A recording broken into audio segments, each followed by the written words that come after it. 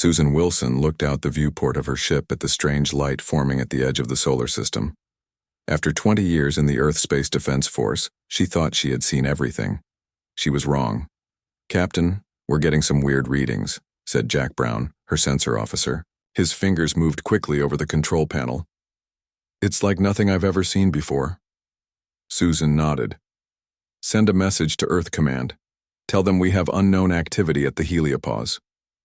The light grew brighter, spreading like a thin film around the entire solar system.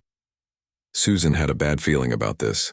Her ship, the ESS Defender, was the furthest human vessel from Earth, positioned to watch for any threats that might come from deep space. "Captain, we're picking up ships. Lots of ships," Jack said, his voice shaking a little. "They're huge."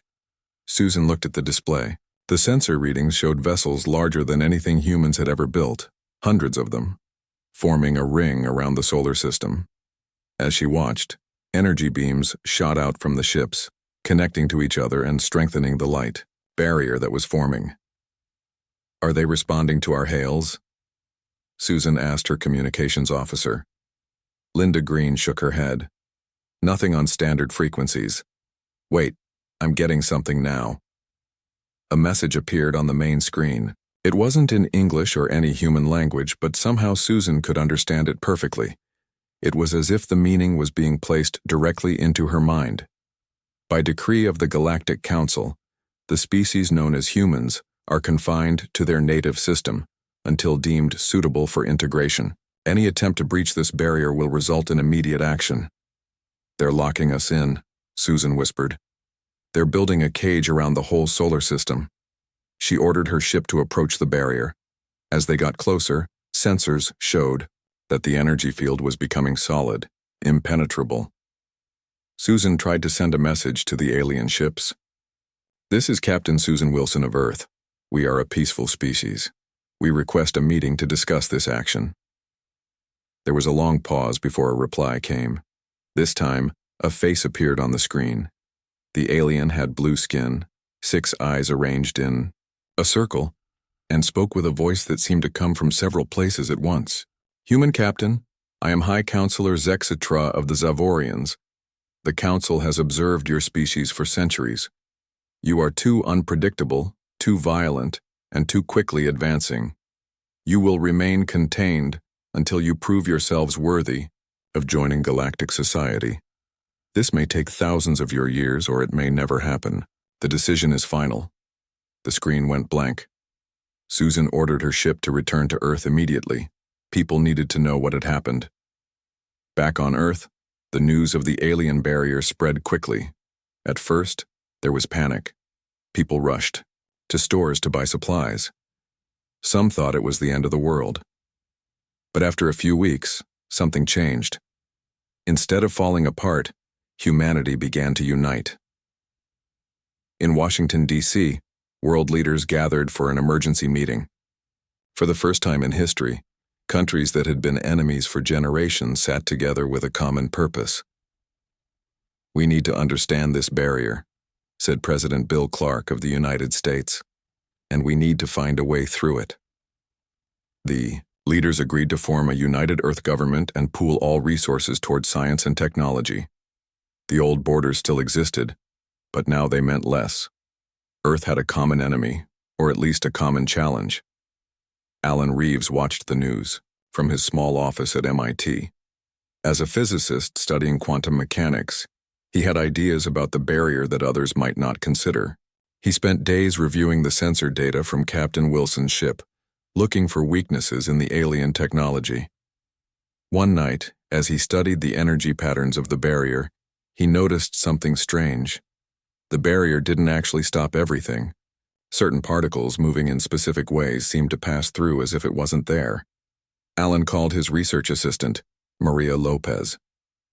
"Look at this," he said, pointing to his screen. "The barrier isn't perfect. I think I know how we might be able to get through it someday." Maria looked skeptical. "Even if you're right, it could take decades to develop the technology." "Then, we better get started," Alan replied. Word of Alan's discovery reached the new Earth Council quickly. He was given funding, a research team, and a new facility on Mars, away from Earth's atmosphere where tests could be conducted more safely. The Mars base grew rapidly. What started as a small research station expanded into a city of scientists and engineers. Alan's team made progress, but it was slow. The alien technology was far beyond human understanding. 5 years after the barrier went up, Captain Susan Wilson visited the Mars facility. She had been promoted to admiral and now led Earth's growing space fleet, though they were all trapped inside the solar system. "How's it going, Dr. Reeves?" she asked, looking at the complex equipment in his lab. Alan smiled. "We're making progress. I think I figured out how their barrier works. It's not actually a physical wall. It's more like a filter that rejects certain types of matter and energy." "Can we break through it?" Susan asked. "Not yet, but I believe we can find a way to slip past it, not by breaking it, but by changing ourselves so it doesn't recognize us anymore." Susan nodded, though she didn't fully understand. "How long will it take?" Alan looked out the window at the red Martian landscape. "With current technology? Probably 50 years, but that's assuming we keep advancing at our normal pace. And if we push harder, then maybe sooner. The exile might be the best thing that ever happened to us, in a strange way. Without it, we'd keep fighting each other. Now we have a common goal." Susan looked up at the stars visible through the dome. Somewhere out there, the Galactic Council was watching, thinking they had contained humanity. "They think they've trapped us," she said. Alan nodded. "But they've only forced us to grow faster. One day we'll surprise them." On Earth, in lunar colonies, and on Mars, humanity worked together with new purpose. Schools focused on science and engineering. Countries shared their technological secrets. The old rivalries didn't disappear completely, but they mattered less now. The aliens had meant to contain humanity. Instead, they had given them a challenge, a reason to unite, and a goal for the future. The barrier in space had removed the barriers between humans on Earth. And in his lab on Mars, Alan Reeves worked through the night, bringing humanity one day closer to the stars. 50 years passed since the day the barrier appeared around the solar system. Earth had changed in ways no one could have predicted. The old countries still existed, but now they worked together under the Earth United Government. Every resource was shared toward one goal: breaking free from their cosmic prison. Laura Chambers walked through the underground lab on Mars that had once belonged to her teacher, Dr. Alan Reeves. He had died 15 years ago, but his work continued through her and hundreds of other scientists who had followed in his footsteps. "How are the tests going?" Laura asked her assistant, Paul Davis. Paul looked up from his screen. "Better than yesterday. The probe lasted 10 seconds in the slip space field before breaking apart. That's 3 seconds longer than before." Laura nodded. They were making progress, but it was slow. Slip space was the name they had given to Alan's discovery, a way to move that didn't exactly break the light-speed barrier but stepped around it. In theory, it could also bypass the alien barrier, but the forces involved tore apart everything they sent through. "We need stronger materials," Laura said. "The metals we have now can't handle the stress." Just then, her communication device beeped. It was a message from General Frank Cooper, leader of the Human Expansion Fleet. The fleet had no ships that could leave the solar system yet, but they trained constantly, preparing for the day when they would break free. "Dr. Chambers, we need to meet. I'll be at your lab tomorrow," the message read. The next day, General Cooper arrived with a team of military engineers. He was a tall man with a serious face who had devoted his life to preparing humanity for what might lie beyond the barrier. "Dr. Chambers, I've read your latest report," he said. "You're making progress, but not fast enough." Laura crossed her arms. "Science takes time, General. We can't rush this. We've been trapped for 50 years. The people are getting restless. They want to see the stars." "And they will," Laura said. "But if we move too fast, we'll just waste resources and lives." The general nodded. "I understand. That's why I brought something that might help." He signaled to one of his engineers, who opened a large case. Inside was a piece of metal unlike anything Laura had ever seen. It shimmered with an inner light and seemed to change color as she looked at it. "What is this?" she asked. "We call it adaptive alloy. It was developed at the Neptune Research Station. It can change its molecular structure to respond to stress. We think it might be strong enough for your slipspace experiments." Laura's eyes widened. This could be exactly what they needed. "How much do you have?" "Enough to build a small probe. If it works, we can make more." They spent the next 6 months building a new probe with the adaptive alloy. On the day of the test, Laura, Paul, and General Cooper watched from the control room as the probe was placed in the testing chamber. "Starting slipspace field," Paul said, his fingers dancing over the controls. The air around the probe began to shimmer. The instruments showed the probe was beginning to shift into slipspace. "Field strength at 50%, Paul reported. 60%, 70. In previous tests, this was where things would go wrong. The probes would break apart, unable to handle the forces involved. 80%, 90. Paul's voice grew more excited. 100%. The probe is fully in slipspace. Laura held her breath. The probe seemed to blur, becoming hard to see clearly, as if it was partly somewhere else. "How long has it been in the field?" General Cooper asked. 30 seconds. "Now 40, Paul replied. "This is a new record." They watched as the seconds turned to minutes. The probe held together, its adaptive alloy changing to resist the forces pulling at it. "I think it's time," Laura said. "Let's send it toward the barrier." They had built a small testing barrier in the lab, based on what they knew about the alien technology. It wasn't as strong as the real one, but it worked on the same principles. Paul entered the commands. The probe moved slowly toward the test barrier. As it touched the energy field, there was a flash of light. "What happened?" General Cooper asked, squinting at the screens. Laura stared at the readings. It's through. The probe passed through the barrier." The three of them looked at each other in amazement. After 50 years of work, they had finally found a way past the alien technology. "We need to test this on the real barrier," General Cooper said. Within a month, they had built a larger probe with more of the adaptive alloy. It was launched from Mars toward the edge of the solar system, toward the real barrier that had kept humanity prisoner for half a century. Everyone on Earth, Mars, and the other colonies watched their screens as the probe approached the barrier. Laura and her team had control of the mission from the Mars base. "Activating slipspace field," Paul said, his voice broadcasting to billions of people across the solar system. The probe began to shift into slipspace as it neared the barrier. There was a moment of tension as it touched the alien energy field. Then, it was through. Cheers erupted across the human worlds. For the first time since the exile began, something made by human hands had passed beyond the prison wall. The probe sent back images of stars unfiltered by the barrier. It was seeing space that no human had laid eyes on for 50 years. "This changes everything," General Cooper said. "How soon can we build a ship that can do the same thing?" Laura thought for a moment. "A year, maybe 2. But there's a problem. We can send a ship through, but we don't know if humans can survive the trip. The forces in slipspace are intense."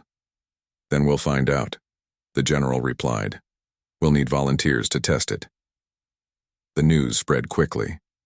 Humanity was on the verge of breaking free from their prison. Resources poured into Laura's project. The Neptune shipyards began constructing the first human vessel designed to travel through slipspace and beyond the barrier. They named it the HSS Pioneer. John Miller was chosen to be its captain. He had been a test pilot for 20 years and had the steadiest hands in the fleet. As he looked at the ship being built in orbit around Neptune, he felt a mix of pride and fear. "Will it work?" he asked Laura during one of her inspection visits. She looked at the ship, its hull made of the adaptive alloy that shimmered in the light of the distant sun. "It has to," she replied. "We've waited too long to fail now." The HSS Pioneer floated in orbit above Neptune. After 2 years of construction, the first human ship designed to break through the alien barrier was ready. Its hull gleamed with the special adaptive alloy that allowed it to survive the stresses of slipspace. Captain John Miller walked through the ship's corridors, checking every system one last time. 100 crew members would join him on this historic mission. Scientists, engineers, soldiers, and colonists. They were chosen from thousands of volunteers who were willing to risk everything to see what lay beyond their prison. "Captain, all systems are green," said his first officer, Kate Rogers. "The crew is ready to board?" John nodded. "Let's make history then." Over the next week, the crew arrived and settled into their quarters. Dr. Laura Chambers came aboard as the chief scientist. Though she was now 70 years old, she insisted on being part of the mission. This was her life's work. "The slip space drive is functioning perfectly," she told John during the final inspection. "But remember, we've never tested it with humans. The simulations say we'll be fine, but we won't know until we try," John finished for her. The day of launch arrived.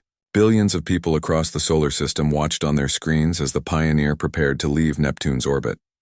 General Cooper gave a short speech from Earth. "For 50 years, we have been prisoners in our own solar system. Today, we take back our freedom. Today we return to the stars." John sat in the captain's chair on the bridge. "All stations report."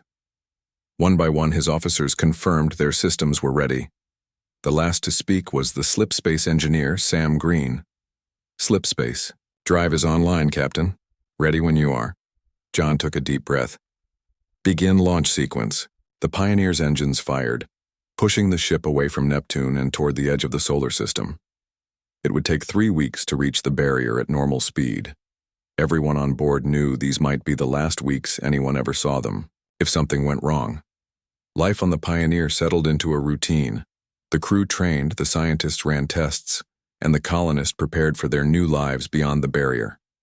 Dr. Chambers spent most of her time in the lab, making final adjustments to the slip space drive. "Are you nervous?" John asked her one evening, finding her alone with her calculations. Laura looked up and smiled.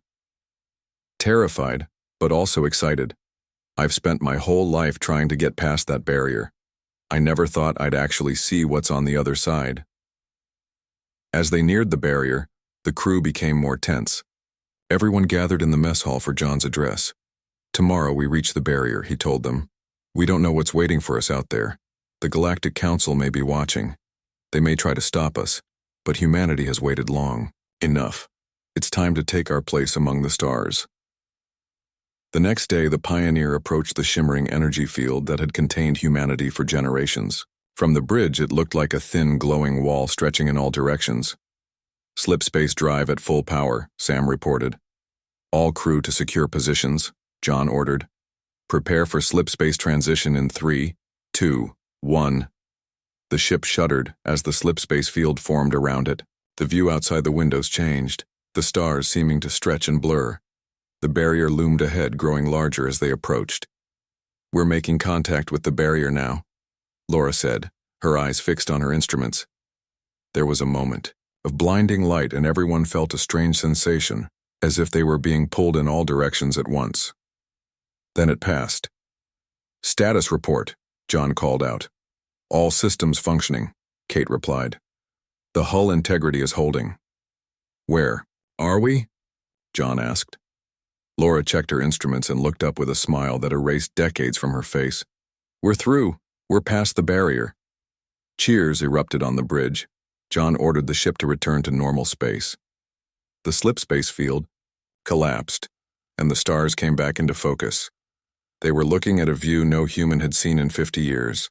Space beyond their prison. "Send the signal back to Earth," John ordered. The communications officer sent the pre-arranged message that would tell everyone in the solar system that they had succeeded. It would take hours for the signal to reach Earth, but when it did, celebrations would break out across the human worlds. "Set course for Alpha Centauri," John said. "Let's see if our closest neighbor has anything interesting." The journey to Alpha Centauri took just 2 days using the slip space drive for short jumps. As they approached the star system, Laura made a surprising discovery. "Captain, I'm not detecting any signs of the Galactic Council," she said. "No ships, no monitoring stations, nothing." "Could they be hiding?" John asked. "Possible, but unlikely. It's as if they set up the barrier and then just left us there, forgetting about us entirely. This was good news. It meant they might have time to establish themselves before the Council noticed they had escaped. Alpha Centauri had several planets, but only one moon orbiting the fourth planet seemed suitable for human life. John ordered the ship into orbit around it. "It's perfect," Laura said, looking at the scans.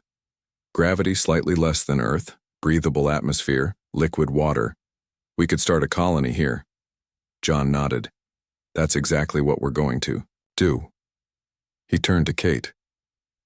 "Prepare a landing party. Let's be the first humans to set foot on a world beyond our solar system." The landing shuttle touched down on a grassy plain. John was the first to step outside, placing his boot on the alien soil. "One small step for a man," he said with a smile. "One giant leap for humanity's freedom." Over the next few weeks, they built the first human settlement outside the solar system. They named it New Beginning. Using the self-replicating construction units developed by engineer Olivia Martinez back in the solar system, they were able to create buildings and infrastructure quickly. John stood on a hill overlooking the growing settlement. Laura joined him, looking at the unfamiliar stars above. "What's next?" she asked. "We build more ships," John replied. "Each one will go to a different star system and start a new colony, and each colony will build more ships. Before the Council even realizes we've escaped, we'll have spread too far to contain again." Laura nodded. "They thought they could keep us in a cage. They never imagined we'd find a way out." As the colony grew, the Pioneer prepared for its return journey to bring news of their success. But it wouldn't go back empty. It would carry plans for building better slip space drives and maps of the star systems they had found. Humanity had taken its first step into a larger galaxy, and they would never be imprisoned again. 200 years passed since the Pioneer first broke through the barrier. Humanity had spread far across the galaxy, creating colonies on thousands of worlds. Each new colony built ships that traveled to more star systems, establishing new settlements that grew into thriving cities. Admiral Kevin Hayes stood on the bridge of his flagship, the HSS Defiance. It was much larger than the Pioneer had been, with weapons and shields far beyond what the first ship carried. The Defiance patrolled the border between human space and territories controlled by the Galactic Council.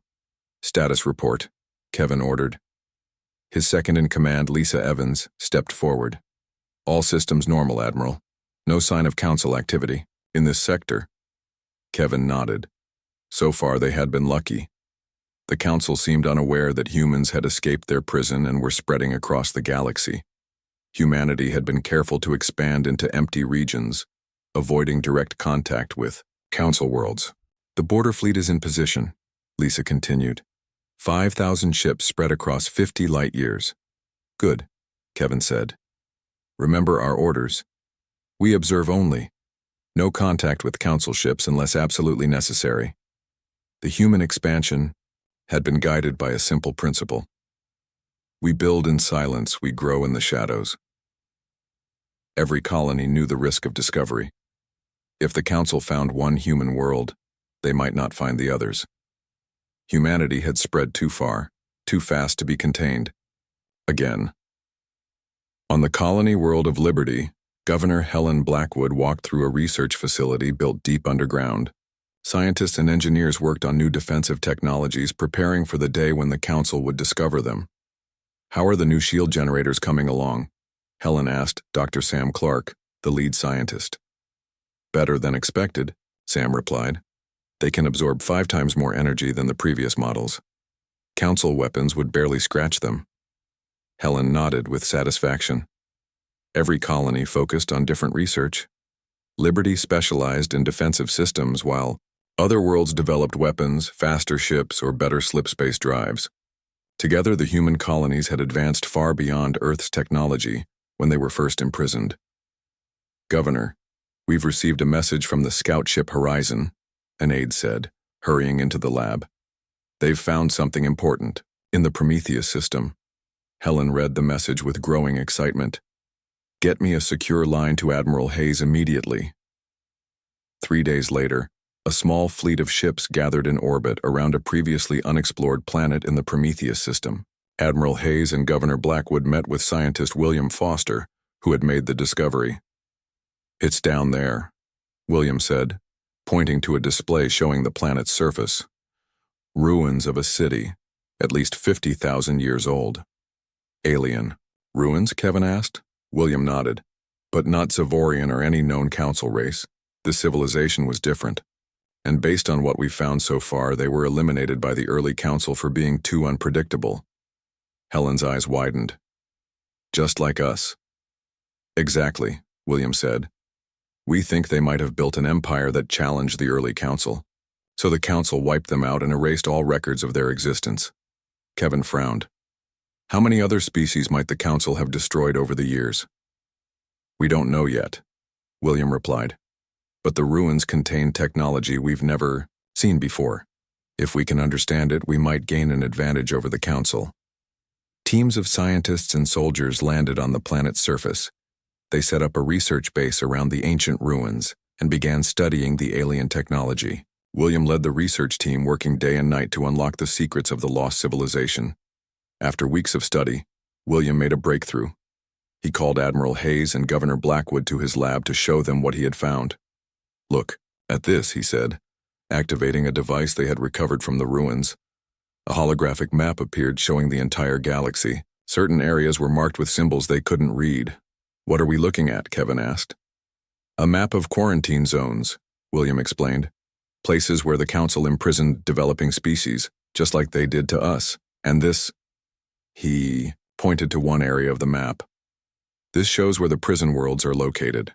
Helen leaned closer. "You mean there are other species trapped like we were?" William nodded. "At least 7 according to this map. And they're still there, unable to break free like we did." Kevin and Helen exchanged looks. This changed everything. Humanity wasn't alone in being treated as dangerous by the council. "We need to help them," Helen said. "We can't let other species remain trapped." "Agreed," Kevin replied. "But we need to be careful. If we free them, the council will definitely notice." Over the next months, the human leadership debated the best course of action. Some argued they should stay hidden, building their strength before confronting the council. Others believed they had a duty to free the imprisoned species. In the end, they decided to send small teams to each prison world, bringing the technology needed to break through the barriers. They would offer freedom and alliance to the trapped species but wouldn't force anything upon them. The mission to the first prison world was a success.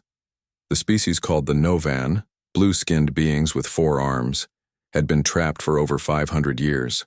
They welcomed the humans as liberators and eagerly joined the growing alliance. One by one, the other imprisoned species were freed. Each brought new perspectives and technologies to the alliance. What had been the human empire became known as the Freedom Alliance, a union of species dedicated to the right of all intelligent beings to determine their own path. Admiral Hayes stood on the bridge of the Defiance, looking at the displays showing the growing alliance territory. They now controlled nearly a quarter of the galaxy, with technology that surpassed the council in many areas. "Admiral," Lisa said, interrupting his thoughts, "long-range sensors have detected a council research vessel approaching the Liberty colony.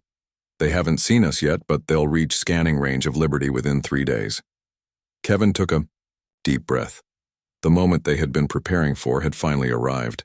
After 2 centuries of expansion in secret, they were about to be discovered. "Alert all Alliance worlds," he ordered. "It's time to come out of the shadows." The Council research vessel Stellar Seeker moved slowly through space, mapping unexplored regions for possible resources. Captain Jex's Tal, a young Zavorian officer, had been given this assignment as a punishment for questioning the Council's policies. Mapping empty space was considered boring work. "Captain, we're picking up unusual energy readings from the 4th planet in this system," reported his sensor officer. Jex's Tal looked up with mild interest. "What kind of readings?" "Advanced technology. Definitely not natural." The officer paused, checking the readings again. "Wait, these energy signatures match. This can't be right." "What is it?" Jexistal asked, now fully alert. The signatures match human technology, sir, but that's impossible. Humans are contained in their home system. Jexistal ordered the ship closer to investigate. As they approached the planet, they were shocked to see a fully developed colony with cities, spaceports, and orbital stations. Millions of humans lived on this world, which they had named Liberty. Send an emergency message to the Council, Jexistal ordered. The humans have escaped containment. Before they could send the message, 5 large ships appeared around them. They were human vessels, far more advanced than anything the Council had believed humans capable of building. We are being hailed, the communications officer said. A human face appeared on the main screen. This is Admiral Kevin Hayes of the Freedom Alliance. Welcome to Liberty. We've been expecting you.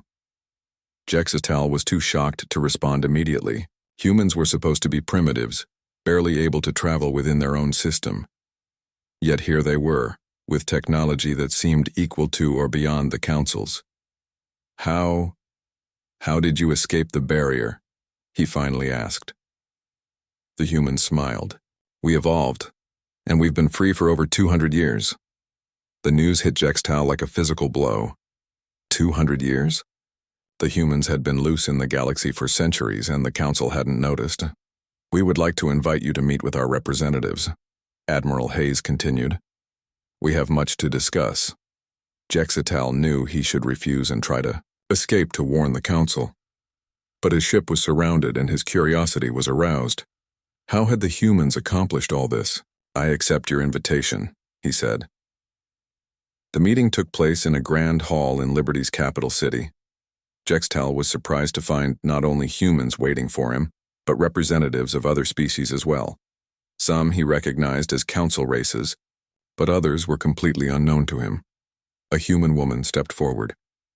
I am Lisa Wright, ambassador of the Freedom Alliance. Thank you for coming, Captain Jexistal. Jexistal looked around at the gathered representatives. What is this Freedom Alliance?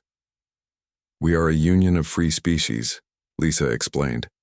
Some were imprisoned by the Council as humans were. Others joined us willingly, believing in our principles of self-determination and cooperation. Another representative stepped forward, one of the blue-skinned, four-armed Novans. My people were trapped for 5 centuries before humans freed us. We have built a better society together than either of us could have alone. Jexistal struggled to process what he was hearing. The Council will not allow this. They will see your alliance as a threat. We know, Lisa said. That's why we've prepared. We now control nearly a quarter of the galaxy. Our technology has advanced beyond the Council's in many areas. We don't seek war, but we will defend our freedom if necessary. Over the next days, Jexistal was shown the true extent of the Alliance's territory and capabilities. He visited research centers, shipyards, and cities where different species lived and worked together. He saw the ruins on Prometheus and learned about the civilization the Council had destroyed long ago. The Council has been containing or eliminating species they consider unpredictable for thousands of years, Lisa told him. They fear what they don't control. Jexistal had been raised to believe the Council's actions were always for the greater good, but what he saw challenged those beliefs. The Alliance worlds were peaceful and prosperous. Their differences made them stronger, not more chaotic as Council philosophy claimed. After a week, Lisa brought him to a meeting with the Alliance leadership. You have a choice to make, she told him. You can return to the Council and tell them what you found, or you can stay with us and help build a better galaxy. Jexistal thought carefully. The Council will send fleets when they learn of your existence. There will be war. We hope not, said Admiral Hayes.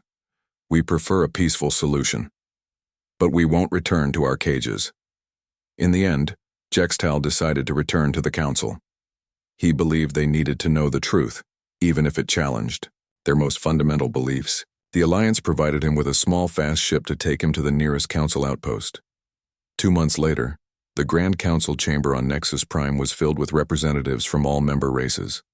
Supreme Counselor Zexitera, a direct descendant of the leader who had ordered humanity's containment 3 centuries earlier, listened in growing alarm as Captain Jextal gave his report. They call themselves the Freedom Alliance, Jextal explained. They control thousands of worlds across multiple sectors. Their technology is advanced, possibly beyond our own in some areas. How did we not notice this? Demanded one council member. They expanded into regions we deemed uninhabitable or unprofitable, Jextal replied. They built their empire in the spaces between ours. This is unacceptable, Zextara declared. We must contain this threat immediately. Prepare the fleet. Then every screen in the council chamber activated simultaneously. The face of a human woman appeared. Ambassador Lisa Wright. Greetings, honored counselors. I apologize for this unconventional introduction, but we felt it was time for direct communication. The council chamber erupted in surprised voices. How had the humans hacked into their most secure systems? 300 years ago, you judged humanity unworthy of the stars. Lisa continued. You imprisoned us, expecting us to either stagnate or destroy ourselves. Instead, we grew stronger. We freed ourselves and others you had condemned. Zexatera stood up angrily. You have violated council law. You will return to your containment zone immediately. Lisa smiled sadly. That's no longer possible, counselor. We offer friendship instead. The galaxy is vast enough for all of us. We can coexist peacefully, or we can fight. The choice is yours. The transmission ended, leaving the council in stunned silence. The species they had exiled so long ago now stood as equals, offering peace but clearly prepared for war. The council now feared the empire they had created through their own actions. Humanity and its allies were free, and they would never be imprisoned again.